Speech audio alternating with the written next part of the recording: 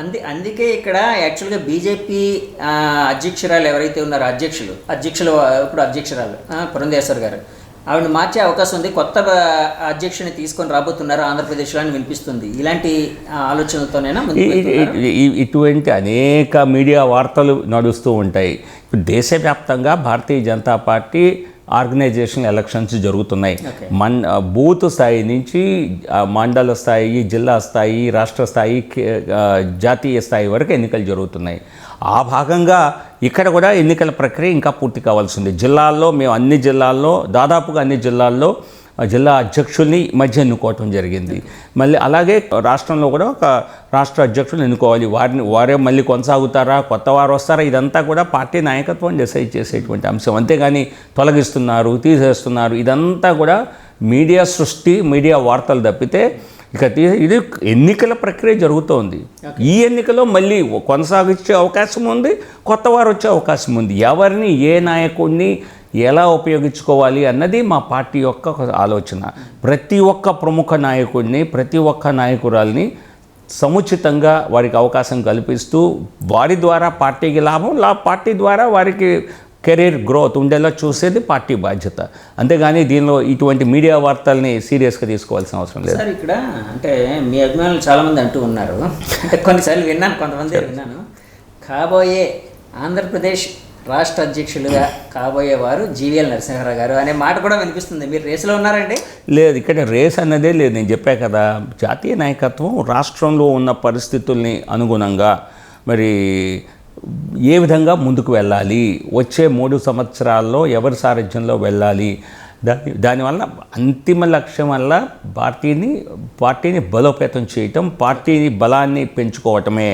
దానికి ఎవరు ద్వారా అవుతుంది. అంతేగాని మేము ఇక్కడ రేస్ అనేదే లేదు. ఆ ఆలోచనతో కానీ ఆ ప్రయత్నాల్లో కానీ నేను లేను. ఖచ్చితంగా మా జాతీయ నాయకత్వం ఒక నిర్ణయం చేసుకుంటుంది. ఉన్న వారిని కొనసాగించాలా, కొత్త వారిని పెట్టాలా, ఉన్నవారికి ఎటువంటి సముచిత స్థానం కల్పించాలి, అందరినీ రాష్ట్ర బీజేపీ అభివృద్ధికి ఏ విధంగా ఉపయోగించుకోవాలి అనేది ఒక పొలిటికల్ నిర్ణయం. ఈ పొలిటికల్ పార్టీ అయిన తర్వాత లక్ష్యాలు, మరి నేను చెప్పే కదా ఇక్కడ పెరగాలి అన్నది మా లక్ష్యం అని. ఏ విధంగా పెరగాలి అన్నదానికి నాయకత్వం వారి సరైన పెరగడం అనేది ఓట్ల పరంగా పెరగడమా, సీట్ల పరంగా పెరగడమా? ఎందుకంటే సీట్ల పరంగా పెరగాలి అంటే మీది పెద్ద జాతీయ పార్టీ కాబట్టి కొంచెం గట్టిగా పట్టుబట్టి ఎక్కువ సీట్లు సంపాదించవచ్చు. సీట్లు పెరిగితే ఓట్లు పెరుగుతాయి కదా, సీట్లు పెరిగి ఓట్లు పెరగకుండా ఓట్లు తగ్గితే సీట్లు పెరుగుతాయా? కాదు, అన్ని రెండు ఒకే స్థాయిలో వెళ్తాయి. అది ఇంకా సమయం ఉన్నది ఆంధ్రప్రదేశ్లో. కానీ బీజేపీ అన్నది అభివృద్ధి చెందాలి, బీజేపీని ఇంకా బలోపేతం చేయాలి అన్నటువంటి బలమైనటువంటి కోరిక భారతీయ జనతా పార్టీ జాతీయ నాయకత్వంలో ఉన్నది. ఆంధ్రప్రదేశ్తో సహా బలాన్ని పెంచుకోవటమే మా లక్ష్యం. ఇందులో ఎక్కడా కూడా దీనికి ఎటువంటి రెండో ఆలోచనకి తావులేదు. సార్, బీజేపీ అనే కాకుండా ప్రతి పార్టీ మీద, అంటే ముఖ్యంగా ఇప్పుడు బీజేపీ మీరు ప్రతినిధిగా ఉన్నారు కాబట్టి మీకోసం బీజేపీ కోసం మాట్లాడుతున్నాను. సో అన్ని రాజకీయ పార్టీల్లో కూడా అంటే చాలా మటుకు అంటే ఒక రకమైన అసంతృప్తి అనేది కనిపిస్తూ ఉంటుందండి. అంటే అభిమానులు కావచ్చు, కేడర్ కావచ్చు. ఎందుకంటే పార్టీలు నమ్ముకొని ఫస్ట్ నుంచి ఉంటూ జెండాలు మోస్తూ, తన్నులు తింటూ, ధర్నాలు చేస్తూ, రకరకాల పోరాటాలు చేసిన వాళ్ళకి అధికారం అందలం అనేది చాలా తక్కువ సార్లు వస్తూ ఉంటుంది. బయట నుంచి వచ్చే వాళ్ళని వెంటనే కూర్చోబెడుతూ ఉంటారు అని. దానికి మీ పార్టీ కూడా మినహాయింపు కాదు అని నేను తప్పుపట్టట్లేదు, ఆలోచన నేను తప్పుపట్టట్లేదు. అంటే మీకుండే ఏమనంటే రాజకీయ కొంత అవసరాలు అన్నట్టు చెప్తూ ఉంటారు. సో ఇది ఇలాంటి ఆలోచనలు, ఇలాంటి ధోరణి ఎంతవరకు జీవీఎల్ నరసింహారావు గారు సపోర్ట్ చేస్తారు? దీనిలో నేను సపోర్ట్ చేయటము వ్యక్తిగతంగా అడుగుతున్నా.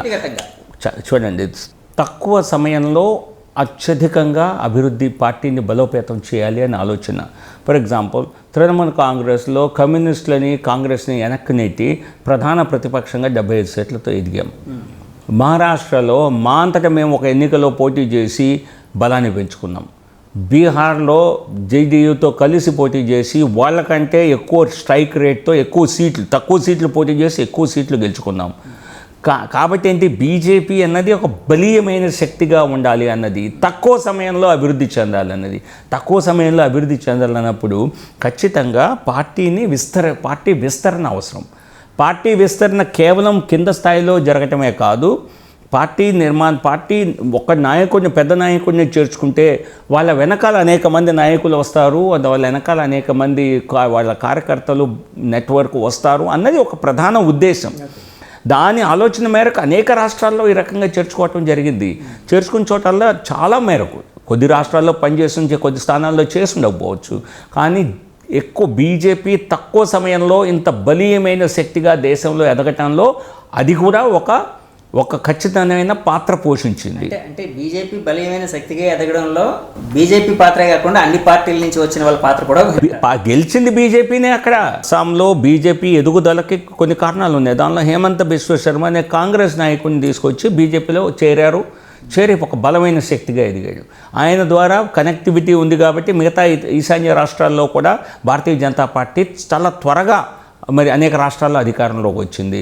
సర్బానంద సోనోవాల్ గారు ముఖ్యమంత్రిగా చేసి ఇప్పుడు కేంద్ర మంత్రిగా ఉన్నారు. ఆయన కూడా బీజేపీ ఒరిజినల్గా ఉన్నటువంటి వేరే పార్టీ నుంచి వచ్చారు. కానీ ఎవరొచ్చినా బీజేపీ ఇతర పార్టీలకు ఉన్నటువంటి ఒక తేడా ఏంటంటే, ఎవరు బయట నుంచి వచ్చినా, ఇతర పార్టీల నుంచి వచ్చినా బీజేపీ సిద్ధాంతాలకు అనుగుణంగా పనిచేయాలి తప్పితే బీజేపీ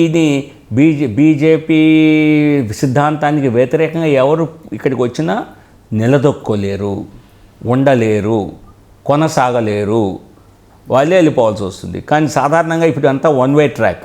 బీజేపీకి వచ్చినవాడు బీజేపీలో ఉండటం, పాతుకుపోవటం తప్పితే బయటికి వెళితే భవిష్యత్తు లేదు. ఎందుకంటే ఏరే పార్టీలన్నీ మరి తిరోగమనంలో ఉన్నాయి. సో కాబట్టి బీజేపీకి బీజేపీ మోదీ గారి నాయకత్వంలో తిరుగులేని పార్టీగా బీజేపీ ఎదిగింది. సో కాబట్టి ఆయన నాయకత్వాన్ని, బీజేపీ పటిష్టతను మేము వాడుకునే సమయంలో ఇతర పార్టీల నుంచి వచ్చిన వారిని కూడా వారి స్ట్రెంగ్త్ని యాడ్ చేసుకోవడం కోసం తీసుకుంటున్నాం. నేను ఈ క్వశ్చన్ అడగడానికి కారణం అవుతుందండి. అంటే బీజేపీలోకి వచ్చిన సుజనా గారి పేరు కూడా ఈ మధ్య తెలుగు రాష్ట్రంలో ఆంధ్రప్రదేశ్ బీజేపీ రాష్ట్ర అధ్యక్షుడు దాంట్లో రేసులో ఏదైతే ఉందో కొన్ని పేర్లు వినిపిస్తున్న దాంట్లో సుజనా గారి పేరు కూడా ఉంది, సుజనా చౌదరి గారి. సో ఈ విధంగా బయట వాళ్ళని కూడా అంటే వాళ్ళు మీకు లాయల్గా, అంటే మీ సిద్ధాంతాలకు లాయల్గా ఉండేటప్పుడు వాళ్ళని అధ్యక్షులు చేయడం అనే దాంట్లో మీకు ఎలాంటి అభ్యంతరం లేదు అన్నది మీ ఆలోచన, అంతే కదండి? బీజేపీ రాష్ట్ర అధ్యక్షుడు ఎవరు అవ్వాలి, కేంద్ర అధ్యక్షుడు అవ్వాలి, దానికి చిన్న నిబంధనలు పార్టీ పెట్టుకుంది. సాధారణంగా 6 సంవత్సరాలు క్రియాశీల సభ్యుడిగా ఎవరున్నా రాష్ట్ర అధ్యక్షుడిగా వారిని చేయొచ్చు. అది సాధారణ నిబంధన. దానికి కూడా వెసులుబాటు కల్పించవచ్చు జాతీయ నాయకత్వం కలుసుకుంటే. అది కూడా హార్డ్ అండ్ ఫాస్ట్ రూల్ కాదు. సో కాబట్టి ఎవరిని మనం రాష్ట్ర అధ్యక్ష బాధ్యతలు ఇస్తే పార్టీ అభివృద్ధి, బీజేపీ అభివృద్ధి బలంగా పెరగటానికి అవకాశం ఉంటుంది అన్నది ప్రధాన ఉద్దేశం, ఇక లక్ష్యం. నేను చెప్పే కదా, అస్సాంలో ముఖ్యమంత్రినే చేశాం, కాంగ్రెస్ పార్టీ నుంచి వచ్చిన ఆయన ముఖ్యమంత్రి అయ్యారు. గత కొద్ది సంవత్సరాలుగా బీజేపీలో అత్యధిక పాపులర్ ముఖ్యమంత్రిగా ఆయన కూడా one of the very powerful chief మినిస్టర్స్గా ఎదిగారు. సో కాబట్టి బీజేపీ నుంచి వచ్చిన వాళ్ళకే బాధ్యతలు ఉంటాయి, ఇతర పార్టీల నుంచి వచ్చిన వాళ్ళకి పదవులు ఉండవు, బాధ్యతలు ఉండవు అంటే ఎందుకు వస్తారండి? సో బీజేపీ ఇన్ఫ్యాక్ట్ వాళ్ళ పట్ల కొంత సానుకూలత చూపిస్తే ఇంకో 10 మంది వస్తారు రేపు. సో దాని కారణంగా ఇతర పార్టీల నుంచి వచ్చిన వాళ్ళకి కొన్ని ప్రధానమైనటువంటి బాధ్యతలు అప్పగించడం జరిగింది. వారు ఎంత సక్రమంగా, ఎంత మరి క్రియాశీలకంగా పనిచేస్తారన్నది చూడాలి తప్పితే పనిచేస్తే ఎవరైనా ఒకటే పార్టీకి, కొత్త పాత అనేటువంటి విభేదం ఉండే ఆస్కారం లేదు.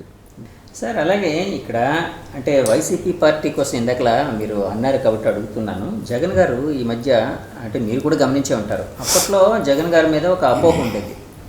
ఏంటి అంటే ఎక్కువగా అంటే ప్రెస్ మీట్లకి రారు, అంటే మీడియా సమావేశాలకి రారు, రికార్డెడ్గా అంతా ఉంటుంది ఇలాగని చెప్పి. కానీ ఈ మధ్య ఆయన మీడియా సమావేశాలకు వస్తున్నారు, అంటే ఎక్కువ మీడియా సమావేశాలు పెడుతూ ఉన్నారు.